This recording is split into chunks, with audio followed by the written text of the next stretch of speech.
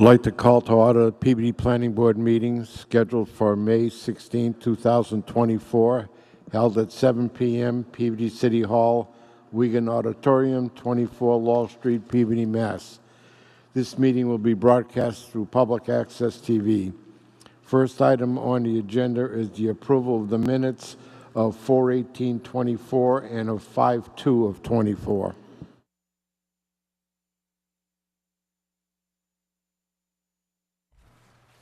Mr. Chairman, move that we approve the minutes of the planning board meetings of April 18th, 2024 and May 2nd, 2024. Excuse me, through the chair, can you separate those? I wasn't here on the... I didn't, do they have to be separated? I wasn't here on one, I was here on the other. Revise that. Mr. Chairman, move that the board approve the minutes of the meeting of April 18th, 2024. We have a second? Second.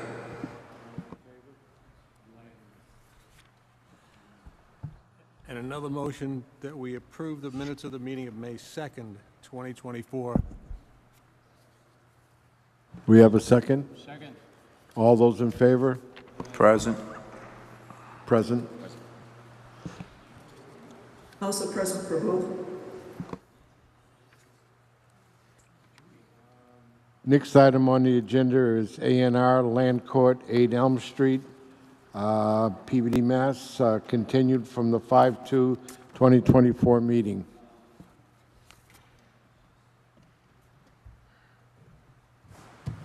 Mr. Chairman, in the matter of 8 Elm Street, the board had requested that I reach out to our city solicitors to discuss this. I've reached out to both our city solicitors, and I had a lengthy conversation with our city solicitor, Attorney Don Kahn, about this, to which he was going to review it further and provide further input, and this was last week. I have not received anything. Attorney Kahn is very busy with many different things happening within this city. So unfortunately, we did not receive much in regards to further information on this. I am still under the, not assumption, but I'm still under the thought that this is changing lot lines, which is creating new lots, of which one of them does not have frontage. The new lot that's being created, the new lot, as in the new buildable lot that's being created, would have frontage, I believe, on Ian Circle, whereas C, as shown on the plan, does not have frontage on any, or does not have adequate, the required 50 feet in R2, as I'm showing up on the screen up here. So it's still understanding that for this plan to receive endorsement by this board, this would have to be a subdivision, in that they would need to receive a variance first from the Zoning Board of Appeals for the deficiency of frontage, and then come back in front of this board and seek a frontage waiver, at which point the board could endorse a subdivision plan for this. I think the bottom line is the planning board would need to decide, does this constitute a subdivision due to the lack of frontage? Through the chair, any questions to the solicitor? Yeah, I have several questions.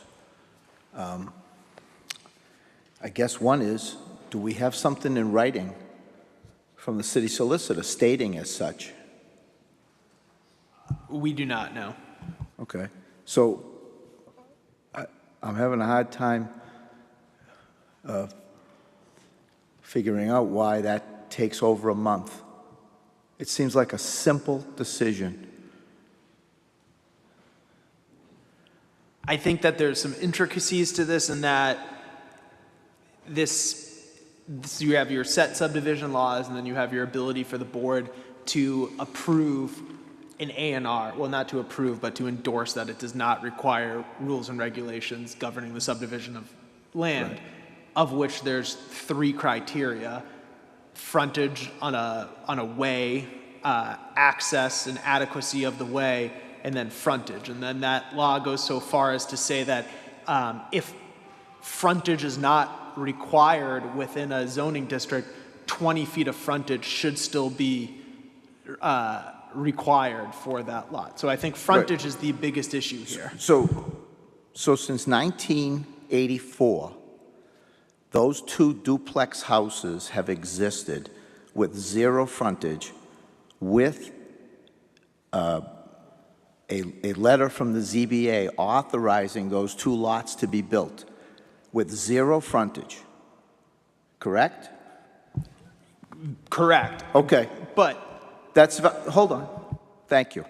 Okay. So now those two houses have been there since 1984 with zero frontage. And in 97 or approximately 97, Ian Way gets built. The left side of Ian Way, or Ian Circle, I'm sorry, abuts practically the entirety of this property except for the large portion of the last lot, right? correct. Okay. So I'm told that the proposal that the two existing duplexes have adequate side, rear, and front setbacks in this plan. And you keep harping on the fact that they don't have frontage. They were granted no frontage in 1984, and they have existed since then. This is just a reallocation,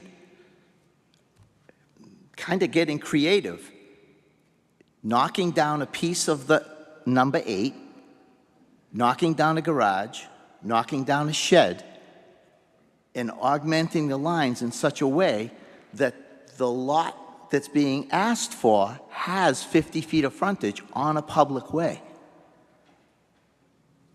That's all I got to say, and I don't know why it takes a month for somebody to figure that out and render us a legal opinion.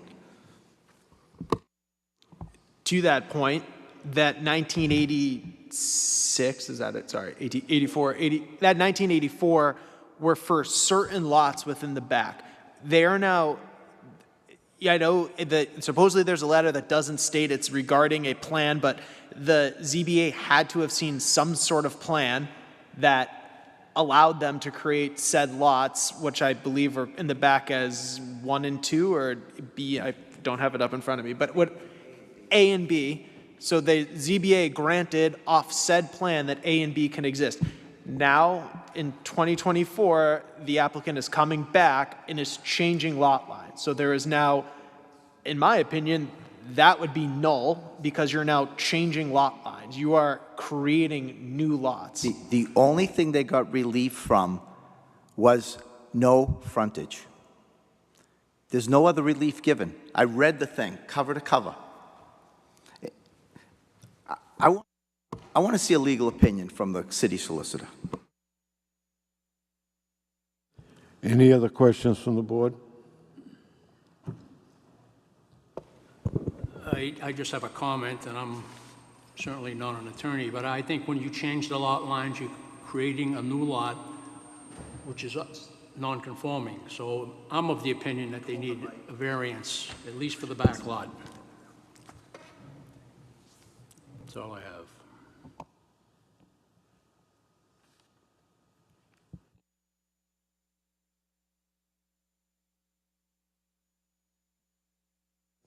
Yes, John Kelty, 40 Lowell Street, Peabody, Mass. I had supplied a memorandum which stood for the notion that this board should be signed, must be signed, and that the 84 variance still serves as creating zero frontage for 2 of the lots shown on the plan, and that the changing of the shape because we never went below the required area, and because in changing the lot lines, we never triggered a setback requirement, that the old 84 variance still stands today, still applies to these lots, even though they're differently shaped, and that the board should sign the plan. I think there is another avenue rather than continuing the activity of the board. I think that the other avenue is to sign the plan and a caveat to the building inspector that there is this outstanding issue that was of concern to the board, and hopefully before a building permit was requested, the city solicitor would weigh in on the issue of the issuance of a building permit for this lot. A couple questions. The lot not created yet. I don't know what could say, Commissioner, for E, when it's created, will it property be facing the east, or is it going to be facing east?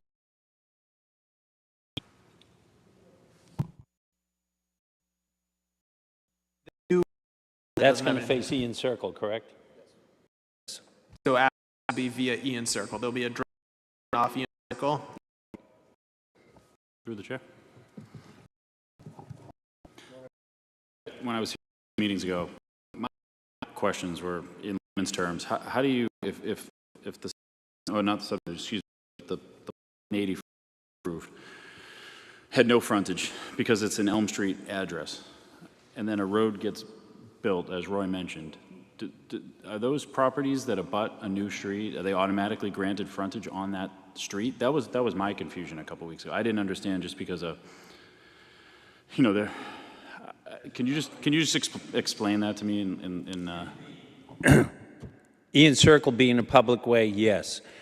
In this instance, we haven't even examined that issue because the prospective purchaser of this lot actually owns the fee, the underlying fee in Ian Circle. So the creation of this lot will be developed by Michael O'Hara, and Michael O'Hara owns the buildings on Ian Circle and the fee in Ian Circle. So for purposes of granting rights in Ian Circle, we're fully within our rights to do so, but to add the other lots, the other lot that shows 50 feet of frontage, we could agree with the board that well, that lot was not going to use Ian Circle. That lot was going to continue, the existing duplex was going to continue to be accessed via the right-of-way, for which it has zero frontage variance. Pardon? D is going to continue to use the easement? The one with no frontage on Ian Circle? No. I think you're C1, referring I'm to sorry. C. So- C is existing today. That is all the way in the back. And that's going to continue to use the easement? And then lots B and D will then have presumed frontage on Ian Circle? Board were to suggest that we grant frontage for the, is it B or B1? What are you calling that, Chris? The existing lot in the front is A1. The lot D is the new one that has not been built on yet. B1. So if the board would like to see that B1 be granted the right to use Ian Circle, we could certainly do that. Well, I mean, it went through the trouble of making sure that it had 50 feet of frontage on Ian Circle, so I was presuming that that was intentional. It's got the same frontage of Lot D and B1 will have, so was that I'm just asking if that was the intent. I mean, do these both become accessible off of Ian Circle? Yes. Yes. That's fine. And then that's something Creator of the plan says yes. Good. And then that's something that, I would trust what you tell me, that's something that frontage on Ian Circle is sort of something that just becomes by right when a road Yes. gets created, just because your property abuts it. So then That's correct. Okay. I have a question and a comment. Has Drew or Jack or anybody approached the building inspector to even kind of ask him, would he grant a building permit? No, Okay, so here's the problem with I that. have not. So I've spoken with the building department. We've not talked about I'm less concerned about the new lot all right, so when I say new lot, I'm referring to D, which is the lot that is to be built on. All of these will be now new lots because they'll all have brand new lot lines. But in regards to the building on of lot D, if they meet all dimensional requirements, then by right, they can build, I mean, they're at 7502, which grants them the right to do a two-family. I'd have to believe they're going to do a duplex there and get a two-family in there, which now they have their 50 feet of frontage, they're right on a public way. It looks like they can probably, I think I'm speaking to Mr. Mello, they can meet with a by right plan and not need zoning variance. I have, though, spoken with our building commissioner about lots B1 and C1, which were the 1984 lots that were created without frontage. And he also believed that you can't expand upon or, variance in relief that was already granted. So they were granted relief, and now they're, furthering that relief again.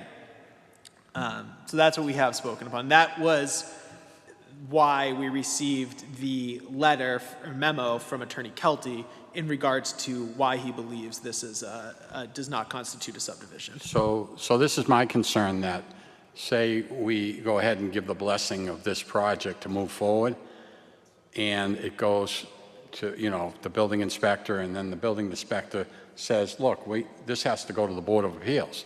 So then it's kicked to the Board of Appeals, they got to come back here, and So time is always of the essence. So maybe it's, I think inevitably what's going to happen is if we vote in favor, then it's the building inspector is going to kick it back, maybe.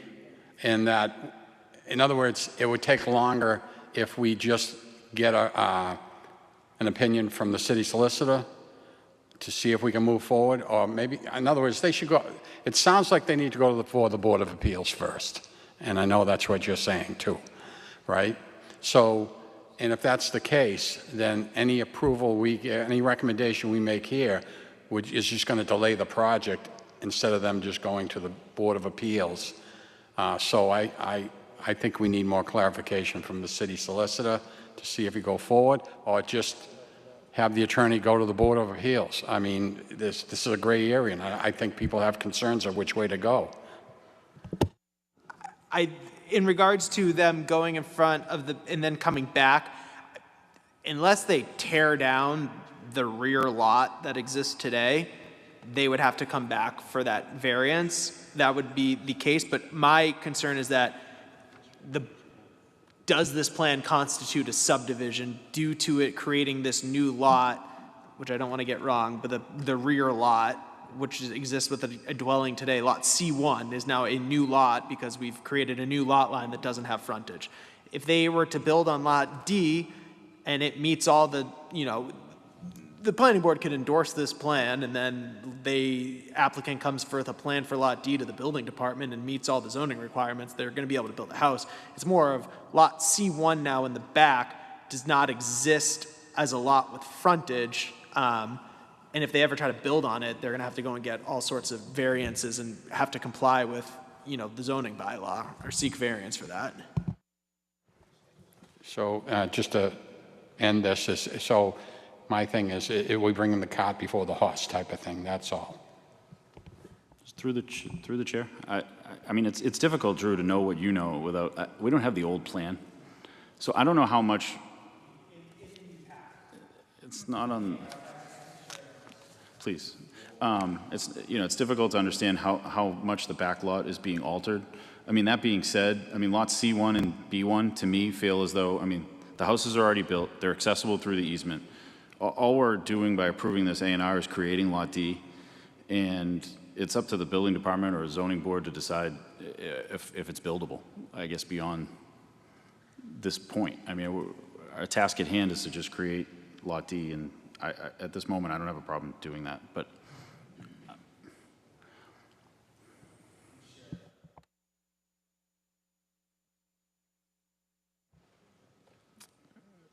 question that I have in terms of creating Lot D, we're also changing lot lines, and C is changing to C1, which is then becoming a lot without frontage, right? That's the big issue. So wouldn't that, Never had frontage, right, but there's a street now, so, but it's not trying to seek frontage on that street. Because they've even reconfigured the lot where it only has like 8 feet on that street. the gist, though, is that the lot in the back doesn't have frontage. That's the issue. What would make this not require a subdivision? That's the crux that I just don't understand. If they don't change the lot line on the existing lot C in the back, they already have this existing variance that grants that lot not to have frontage. That would be one avenue they could do, is just not touch the rear lot line, which is that lot. And this plan right here is the lot C and lot B. Don't touch that lot line in between it. That would be one avenue. The second avenue would be somehow create lot C1 now to have 50 feet of frontage. My guess, and maybe Chris Mello could answer this, but I'm assuming they're adjusting the lot line between B1 and C1 because they then need to, it's about a square footage thing. I don't think they're altering it just for fun. I'm sorry, I didn't hear the question. That was Question's really just, Drew had just said, well, maybe, you just don't alter the line between B and C, but I'm assuming that you're doing that because you need to rub from one lot to satisfy another. So could you explain a little bit about the adjustments? We're doing that because the minimum lot size in that zone for a two-family lot is 7,500 feet. The variance that was issued for the two lots behind 8 Elm Street was for zero frontage, for frontage. It had nothing to do with area. We've left those two duplexes on 7,500 square feet in conformance with side yard, front yard, and rear yard setback, taken the land from those two, taken a piece off of 8 Elm Street and created the lot B1 with frontage on Ian Circle, and at the same time gave frontage to the duplex behind that on Ian Circle. And at some point, not that it's germane to what's going on, but we hope to gain access and frontage for the rear lot on Ian Circle, which will eliminate a dirt driveway to all those lots and give them all frontage on a way that was approved by this board. So all that made sense until the part where you said that you will eventually try to create frontage for lot C1 off of Ian Circle. How are you planning to do that? I don't have the plan in front of me. Is C1 the real one? Yes. Yes, it's the one all the way back. C1, from the line where it terminates on Ian Circle with B1 at the curvature point, I hope to gain 50 feet of frontage on the circle from the duplex that's on Ian Circle on the adjacent lot. That would still leave that house with 7,500 feet and 50 feet of frontage. That's not being done at this time due to ownership issues, mortgages, and things of that nature. We were clean to do what we've done, but not to utilize the Ian Circle lots at this time. So you'll try to take frontage from CMOH LLC? Yeah, the idea is eventually that we would get rid of the need for the variance that was issued in 1984, provide all of these houses with frontage on a way that this board approved, and eliminate the variance and the driveway that's there. Again, that's not before you, that's just the long-range plan, which we're trying to get to. Well, we always appreciate hearing what the long-range plan is. Thank you. Yes. After thinking about it and listening to people, I think I'd be in favor of this moving forward. Thank you. Any other questions from the board? At this time, I will accept a motion.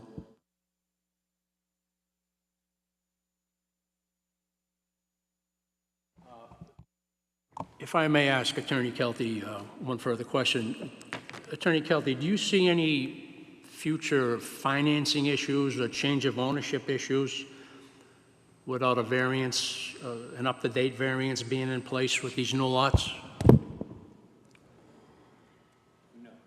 You don't see any. So you're going to roll the dice that way, and that's your client's prerogative. all right, very good. Just before we continue, I know that when this plan was first submitted, there was an issue with the labeling of the, Chris, this might be more for you. When this plan was submitted, I believe the Mylar that was submitted does not label the lots the correct. It's C and D should really be A and B, and A and B should really be C and D. Is that correct? I believe that there is an issue with the lot numbering, and I'd be happy to change that tonight to whatever you think it should be. No problem. Well, I don't think it's, I think it's just in our assessor's database. Yeah. I don't want the board to sign a plan that's not labeled correctly. I think in the past what we've done is it's been just it's been amended on the plan with an initial of both the applicant and the planning board. So I think let's make sure that these are labeled the correct lots before we continue and sign anything. So just to clarify, Chris, I believe in our zoning today, I think it's A and B should be C, and on the plan that was submitted, A and B should be C and D, and C and D should be A and B. Is that correct? I have no problem with that. All right, so I think just before that, that should be noted on the plan and signed or initialed by both the chair and the applicant. A and B should be C and D, is that correct? Let me just double check our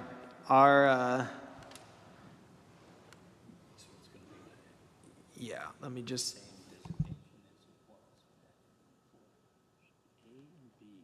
So lots on the Mylar that was submitted, just I don't have enough screens here to pull this up and look at it all at the same time. On the Mylar that was submitted, lot B1 is labeled A and B. In reality, that should be C and D. And then lot C1 is labeled C and D. That should be lot A and B. So that will just need to be noted on the plan. I believe those A/B and C/D are addresses. They're not lot numbers. That's They're addresses. Right. And the one all the way in the back, which I believe that drawing over there is shown as C1, are 8A and B Elm. The middle lot is 8C and D Elm. Correct. Those are not lots, they're addresses. Yeah, sorry, just to clarify, you're right. But on the plan submitted, it reversed them. It has it shown as C and A and B should really be C and D, and C and D should really be A and B.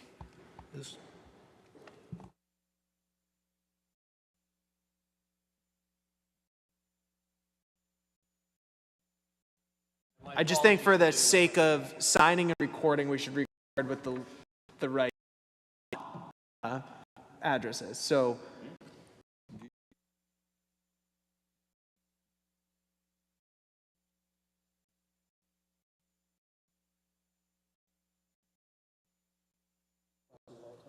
Or you, right now? yeah, why don't we can have is that Chris can modify it. Chris will then initial it.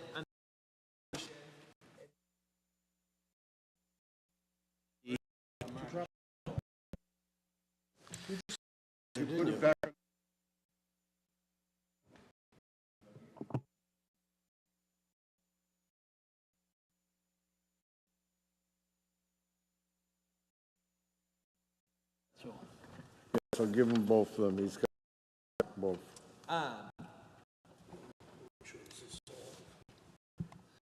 Use the backside, if you don't mind.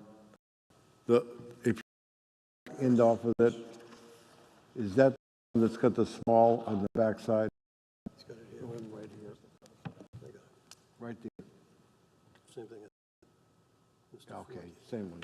All right.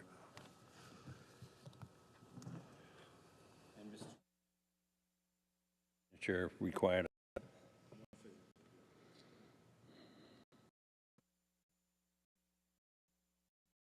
Just to clarify, that the motion would be that the board vote to endorse No, this plan. I would initial that.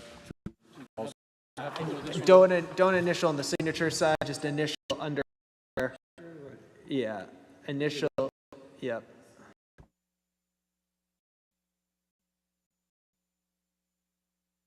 And did you initial it as well? I did. All right.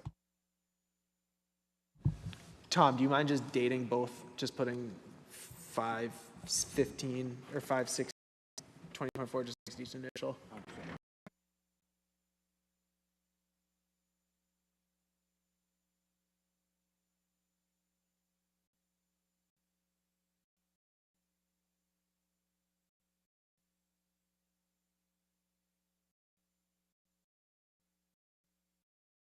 Time I'll accept them.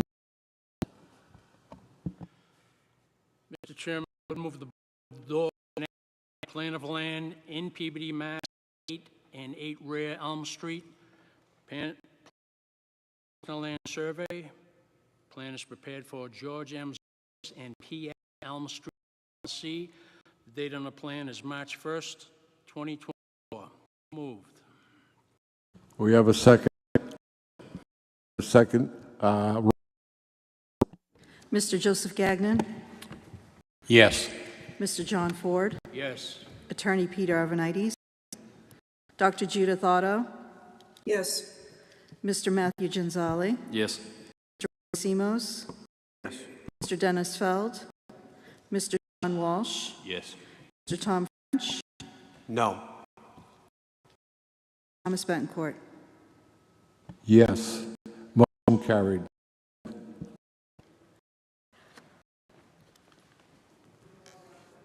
Thank you.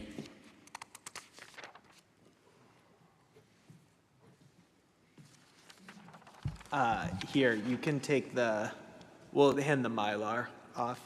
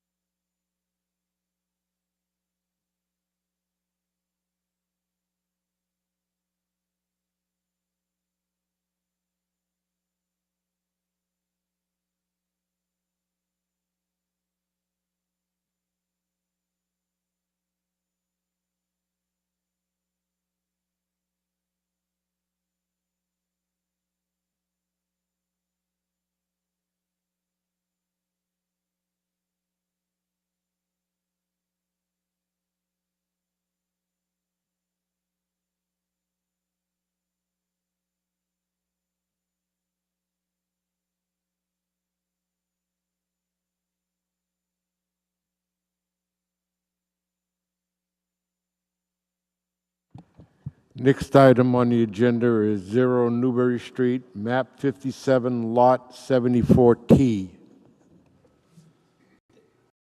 And there should have been a letter placed in your packets from Attorney Kelty requesting a continuation of this matter. Mr.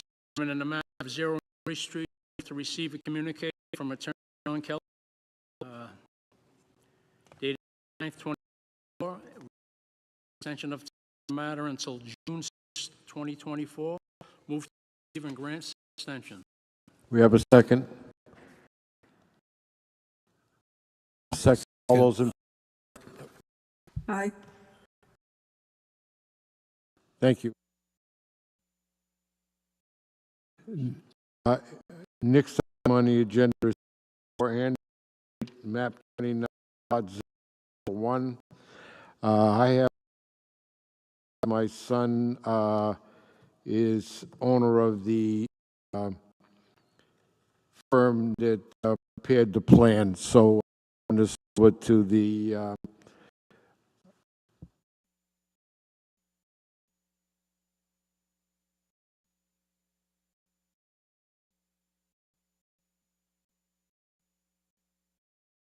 In the matter of 64 to 70 Street, do we have any comments?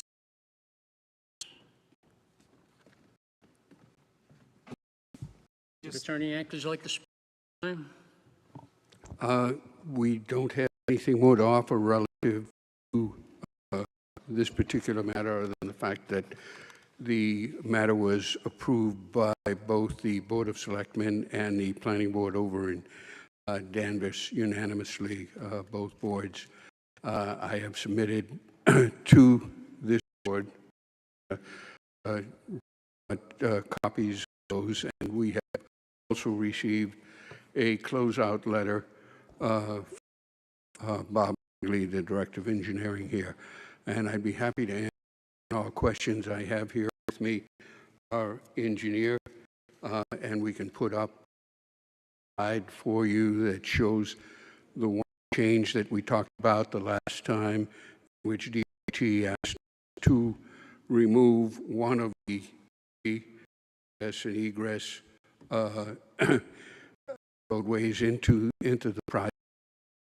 The middle has been removed, and I think the slide that we have now shows you the only change we have. That, in fact, was approved by the Planning Board and the Board of Selectmen in Danvers the other night, and I want to thank the Assistant Chairman who attended that meeting and saw them approve that at the 11:59 p.m. evening. It was quite interesting, and I think I agree, maybe I'm speaking out of term, that the matter has been thoroughly vetted by both boards, and there are ongoing conditions making their approval subject to continuing talks with DOT relative to drainage and other and other engineering issues that will be subject to DOT and by the people in Danvers as we go forward. If there are any questions, I'll be happy to answer them. Thank you. Any questions from the board? I just have a comment, not a question. I think everybody in the North Shore is going to miss Keynes, but I completely understand that the land is clearly underutilized, value-wise, and it's everybody's right to develop their property within zoning, and good luck. Attorney Ankleys, if you could, were there any changes proposed or required by the Danvers board, or has anything changed between your presentation a few weeks ago and now? No, the only change that was made was the one that I have just discussed with regard to the access and egress that I know of.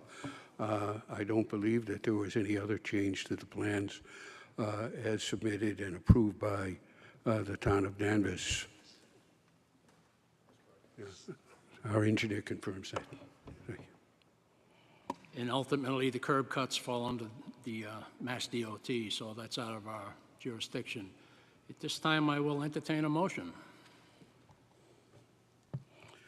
Mr. Chairman, if I may, before the motion is made, I'd like to request that the approval mention the fact be made with the with regard to a waiver as originally requested with our filing regarding the landscaping due to the existence of the 30-foot wide gas easement, which prevents us from providing the landscaping on the rear and to the rear of the lot and on the easterly side of the lot. And also, we have agreed during construction review, I believe, Andrew Levin, the city planner, will tell you that we have been requested to be subject, make the approval, any approval subject to a condition that we provide construction, fencing, and or whatever is necessary to prevent dust and demolition debris from reaching our abutting neighbor to the rear on Brooksbury, and I think it would be appropriate and to add that condition and to include that waiver, if the board is so inclined.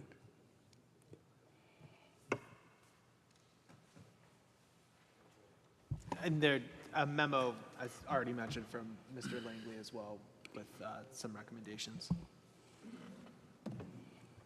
Mr. Chairman, I'd like to move that the board approve site plan for 64 Andover Street with a permit to issue as to the Peabody portion, with the condition that the waivers requested with respect to landscaping be a part of the building permit and the approval, that the fencing be constructed as proposed by the applicant, and that proper buffering be administered between the site and the Brooksby property. Do we have a second on the motion? Second. Mr. Walsh? All in favor? Aye. Right now, it's unanimous. Mr. Joseph Gagnon, Yes. Mr. John Ford, Yes. Attorney Peter Arvanites, Dr. Judith Otto, Yes. Mr. Matthew Genzali, Yes. Mr. Roy Simos, Yes. Mr. Dennis Feld, Mr. Sean Walsh, Yes. and Mr. Tom French. Yes. Thank you, Mr. Chairman, members. Thank you. Next item on the agenda is 15 Newbury Street.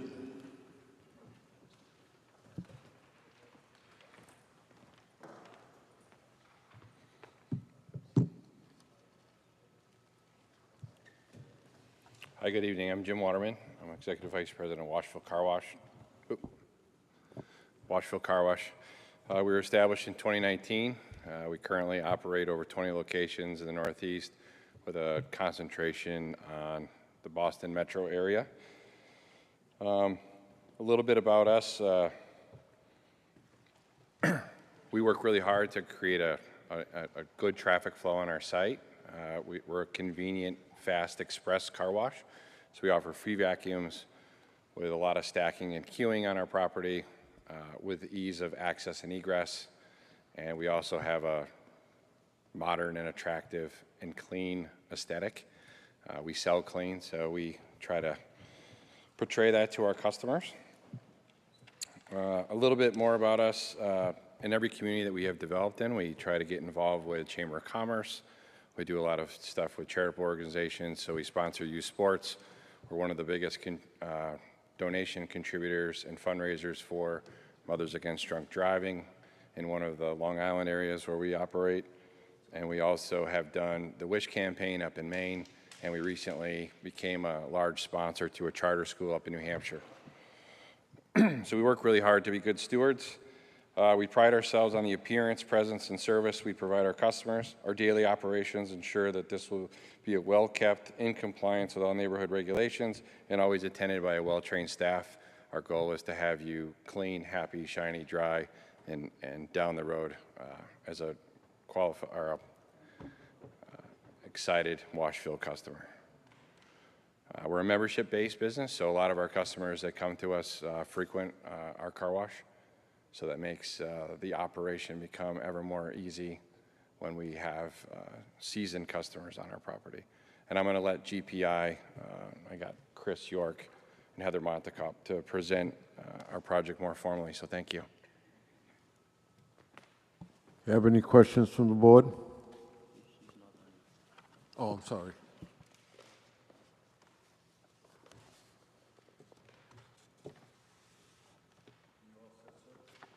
Sure. Could I pass out these? You could put that on the screen when you get a chance.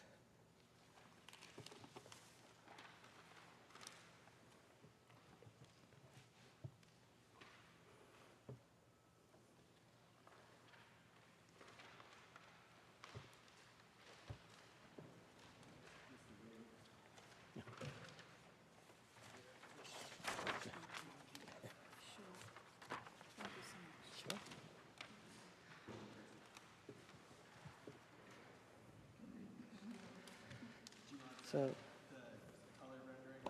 sure.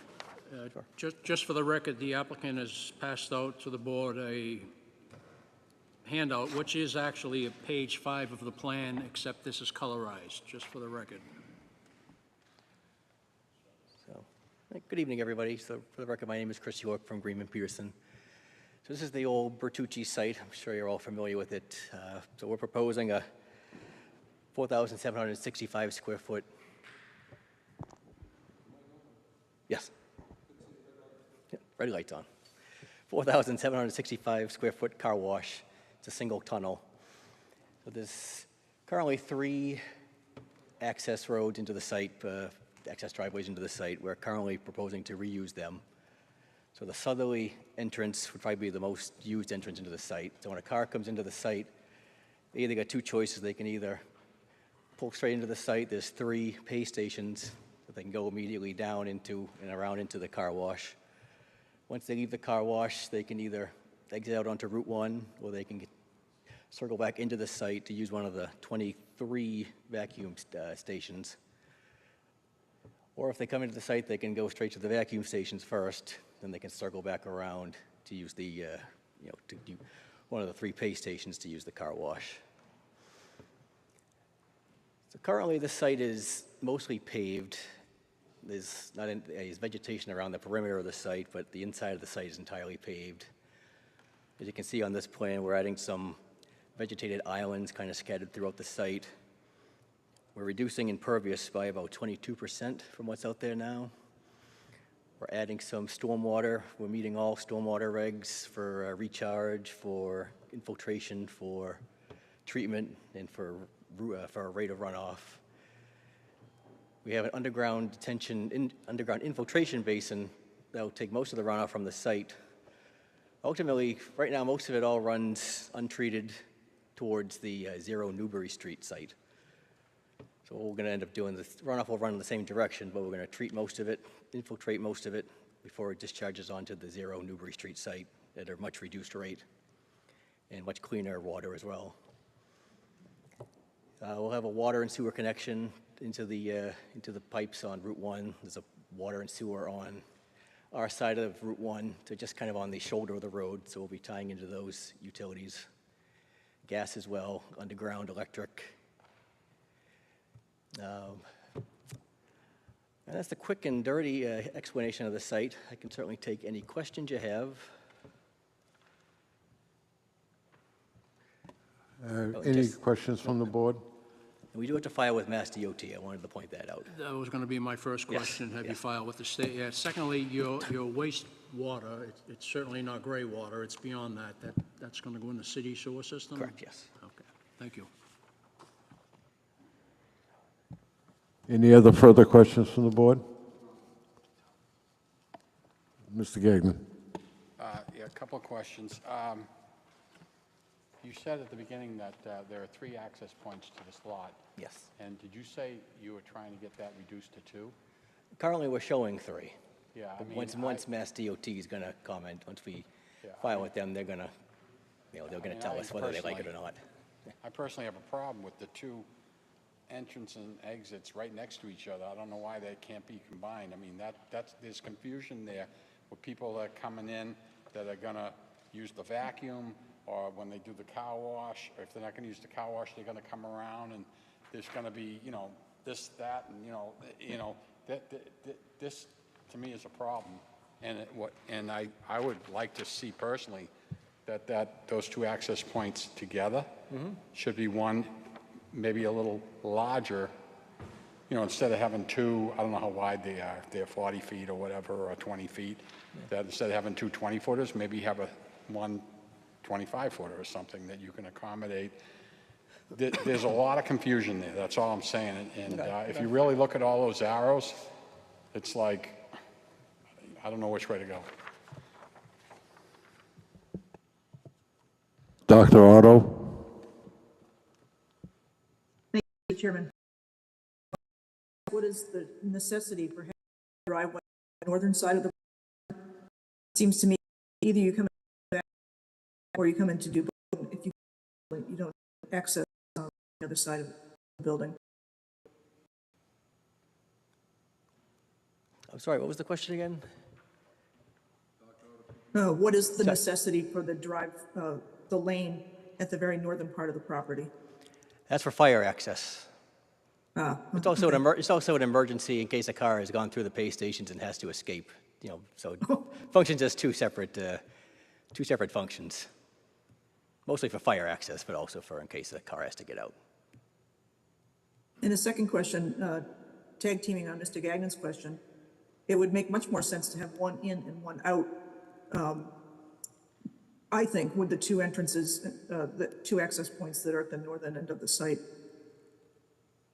It seems very dangerous to me to have an in and out on both of those access points. For the record, That is all. Thank you, Mr. Chairman.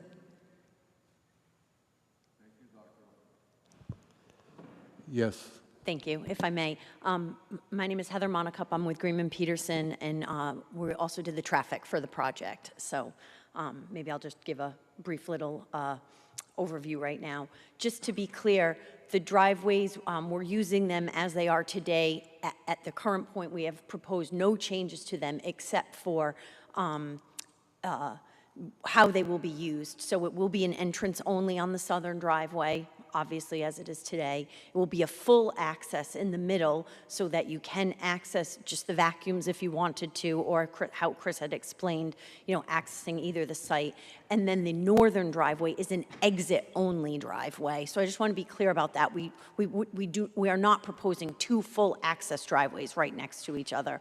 The exit-only driveway is for people leaving the tunnel, and again, that bypass lane is just in case something happens, someone needs to leave after they've already paid for the wash and they need to get out, they can bypass the traffic and get out that way. We are submitting this to, we probably will submit it tomorrow to Mass DOT for an access permit. We weren't proposing any work per se in the right-of-way, but of course Mass DOT is going to have a say on what happens with those driveways. So we welcome your comments for sure. It will be submitted to DOT like this, and then we'll see what they say about the comments and make changes appropriately based on both city and Mass DOT comments. And also, we did prepare a trip generation and site access study for the project, and it was in your packet.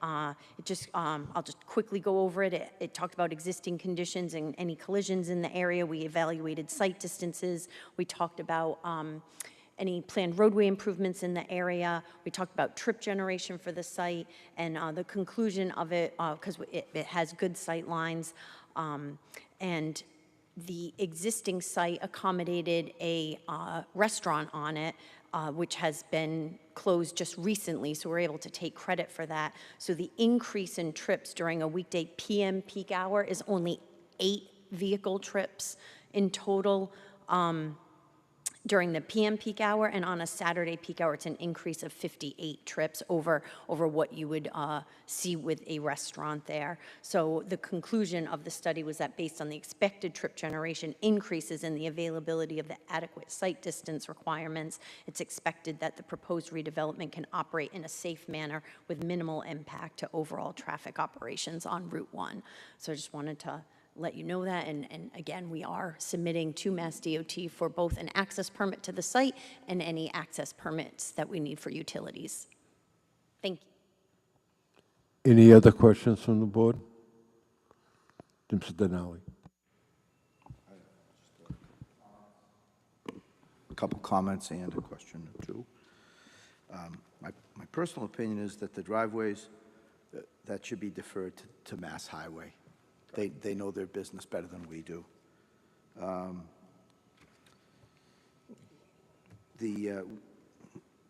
Just for, you know, because every now and then Peabody goes into a water emergency and curtails irrigation of people's lawns and whatnot. So what percentage of the water that gets sprayed on the cars do you ultimately recycle approximately? 70%? 60%. So about 60% you settle out and then reuse it? Yes, yep. So 60% gets reused. Right, over and over and over. Yes. Right, understood. Thank you.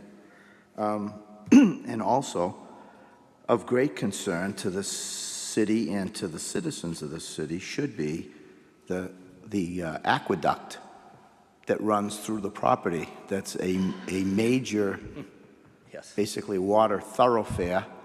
It's a gravity line that is the only way that the Coolidge Ave water treatment plant, which does 4.5 wards of this city, gets water from Suntog Lake. And I noticed that you very smartly didn't put anything on top of it. And I hope that your contractor, ultimately, if you do get approved, takes great caution with that, because that would have a massive impact on the city. But you didn't draw it on drawing 5.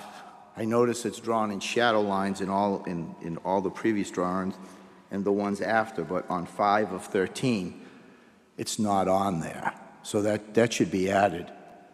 So we understood. So yes, so when we came, originally we had a detention pond proposed in there, and then we met with the city department heads.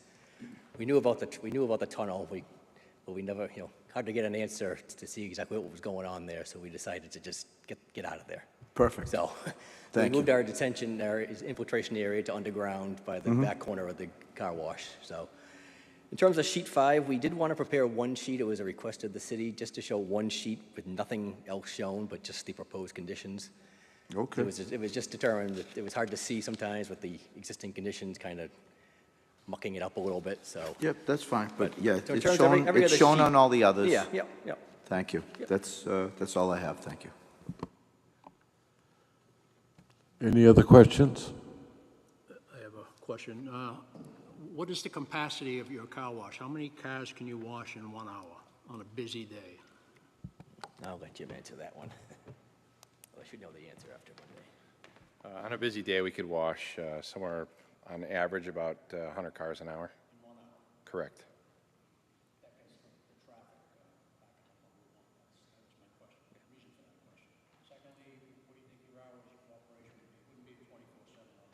No, absolutely not. We currently operate 7:30 a.m. to 7 p.m. Monday through Saturday, and 8 to 5 on Sunday. You're welcome. Just through the chair, it's more just a comment, and I don't know if it's even our purview, but just for safety concerns, that I do fear that folks will be coming in hot off of the southerly-most entrance. Yeah. It's kind of a bit of a scramble over there when people going tonight, 128 and Yep. heading up north. And therefore, for that reason, that little lane where folks can then come from the vacuum area and sort of introduce themselves into folks entering from the southerly-most entrance seems to be a point of safety concern, just for me. Okay. Just looking at it, I don't know, what, wayfinding graphics or how that can be managed, but that just seems like if you come into the second entrance, vacuum your car, and then decide you want to get it washed, you're then, kind of turning into the pay stations with people coming off the highway very quickly. Understood. So just And something we just could a add comment of note, that seemed like the only, I know there are a lot of wayfinding graphics and a lot of directions and arrows you can go in, but that one seemed maybe, Understood. proceed And with caution. Yeah, we could add a stop sign, for the cars coming in on the southerly entrance. Something would make sense. In case they do come barreling in on 2 wheels, make sure they stop before It's gonna they get too happen. far. Yeah. So just to answer the previous question, that's why we show 3 pay stations when we can, just to make sure we get traffic off of the main streets. On those busy days where we're going to have, 100 cars an hour or so, we want to. That is a real busy spot there. Yeah. And you got people going on 128, they're not backing off. And people going on a car wash are going to want to back off to swing in there. So I'll be interested to see what MassDOT has to say about that entrance there. So. Any other questions? Mr. Chair, if I may, I just want to point out that community development also shares the concerns of this planning board in regards to site access. We would also like to see either those 2 entrances right next to, or the 2 access egress shown that are existing today on that plan be condensed into one, or be one in and then the other one be one out. We also feel that there's a concern for safety there. As mentioned, we spoke about the aqueduct at the construction review meeting. They'd originally shown some sort of stormwater basin there. we had raised concern about that. They've since moved that. We would be definitely awaiting to hear what MassDOT has to say in regards to this application. And then in regards to review, this has been submitted to engineering. Engineering has taken it in, and they are doing it. I believe, speaking with our Langley, that this will need some sort of third-party review, so I believe it's being set up right now. And then, Mr. Chairman, I'll also add that the ward councilor, Councilor Gamache, is here. If the chair would be willing to let him speak, if you would so choose. Yes, they would be fine. Any other questions for the proponent? Hearing none, thank you very much for your presentation. Thank you. I guess we can do this after Councilor Gamache speaks or not. If the applicant chooses to request a continuance, they may so wish to do so to continue this out to a further meeting, or have the board vote on this tonight with no engineering review. I would suggest at this time to the applicant to request an extension of time. A suggestion, you do what you want, to go out to the second meeting in June. No, that's fine. We didn't expect a approval tonight, so.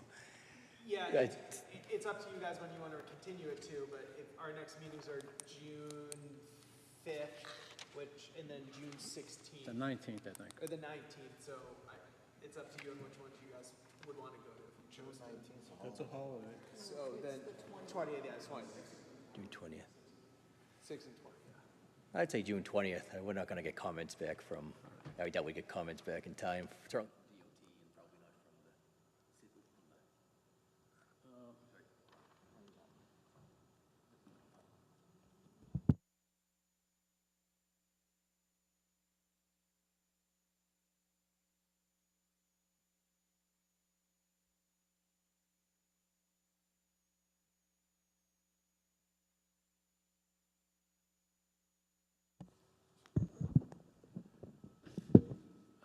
Mr. Chairman, in the matter of 15 Newbury Street, the petitioner has asked for an extension of time until June 20th, rather. I would move to grant said extension of time. At this time, a second, please.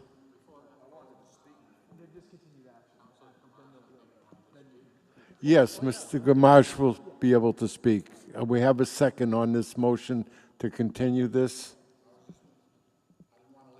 Yeah, you know what, actually, I think, sorry, in terms of procedural here, I believe that we should allow Councilor Gamache to speak first and then have this be continued, just in form of procedural.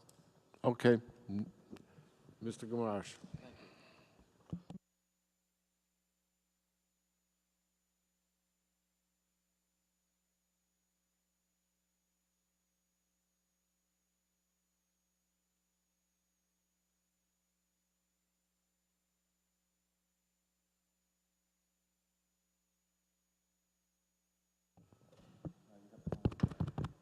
Here.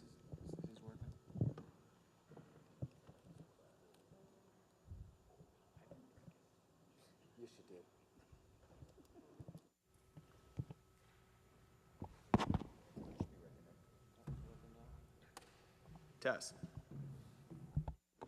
Thank you. Again, my name is Dave Gamache. I live at 252 Newbury Street, Peabody, Mass. I am the city representative for Newbury Street. I want to thank you for allowing me to speak this evening. I have a few questions of interest to the board. I'm glad a member brought up the aqueduct issue and involved. I travel the street past this location 3 times a day. If you come from turnaround, the Spinelli, turn around one north, you have to merge traffic. That area, the merge, 128 off ramp, is awful. It's a speed zone. You got cars coming in and out trying to merge to go north. You got cars trying to merge to go on to Route 28. I would hope the DOT of the Mass Highway consideration the amount of trips that's going to generate per hour per during the day. I know that this is a restaurant, and if it was a fairly successful site, Gilbert decided to leave. I guess it's been in a restaurant for over 60 years.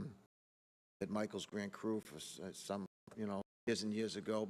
It was all a successful area.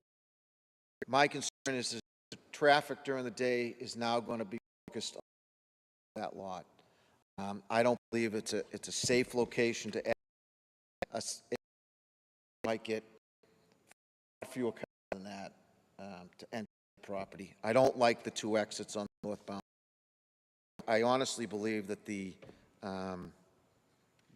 Department of Transportation on Mass Highway is going to have some serious concerns about that traffic issue at the southbound entrance, especially with the traffic delays. If you drive Route 1 north, you can see it from, every weekend and almost every afternoon.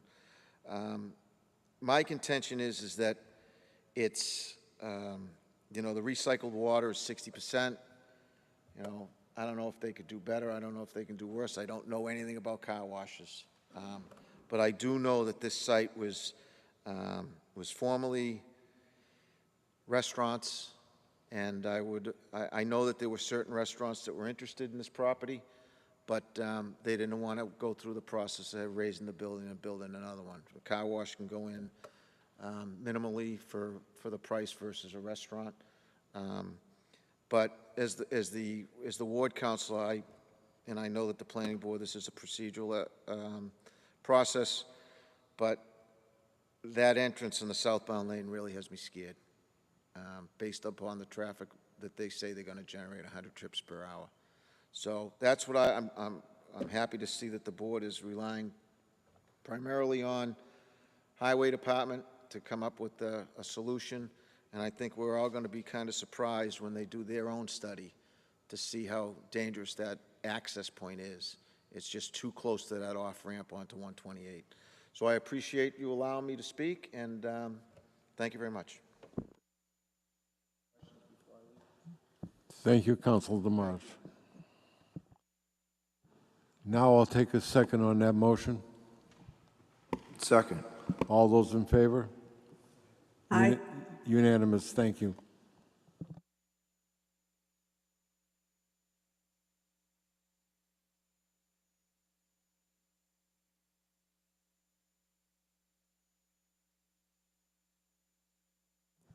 Appointments, we have none.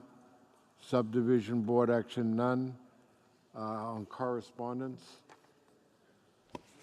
Mr. Chairman, I would move to receive a communication from the City Council dated May 15th. It's in regards to a proposed zoning change for 143 Linfield Street property.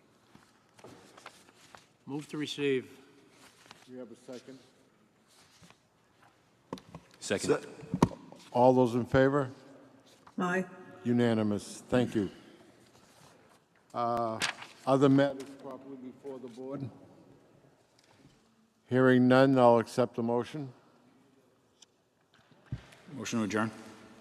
We have a second? Second. All those in favor? Unanimous. Thank you.